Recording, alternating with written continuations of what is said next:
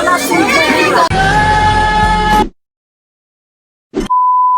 nako mga beshi ko, sa tagal-tagal nga namin nagplano kung saan kami magsiswimming, dito kami napunta. Alam niyo bang January pa lang iniisip na namin kung saan ba kami magsiswimming ngayong Holy Week. Aba, beshi!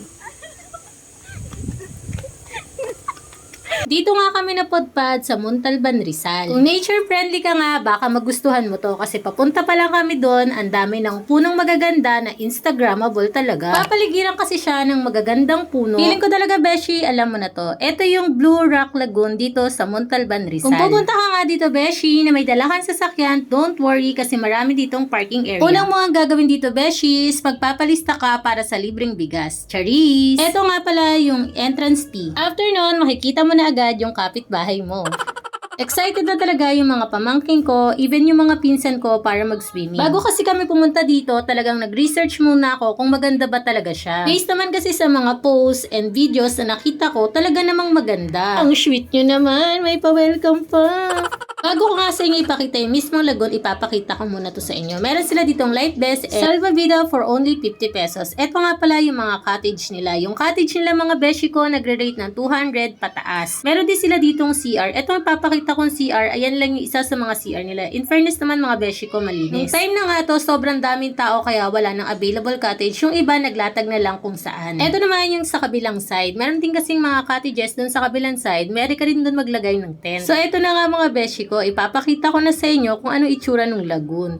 Charan! Oh, diba, beshi? Lagoon talaga siya. Tignan mo yung anak ko, takot na takot maligo. Hindi mo alam kung nangdidiri sa tubig o ayaw niya lang talagang maligo.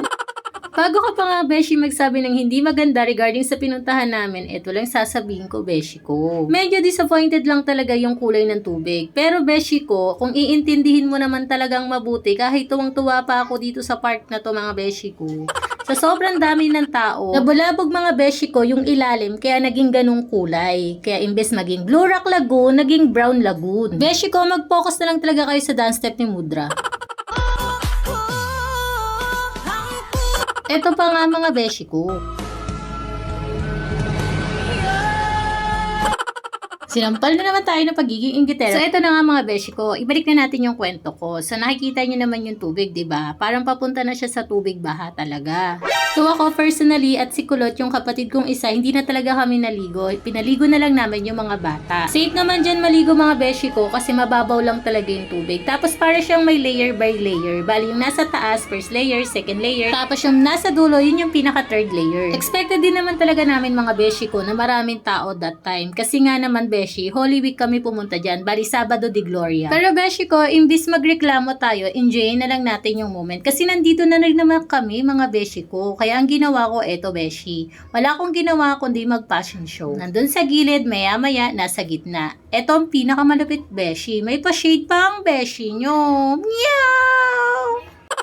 Nakakatuwa lang talaga, beshi, mga pumunta dito kasi halata talagang na-enjoy nila. Tignan mo naman yung mga kulay nila, mga beshi ko. Sila talaga yung dahilan kung bakit lumabo yung tubig. Charis! O siya, babay na mga beshi ko. Palambing naman ako. Papalo naman ang FB page ko. Meow!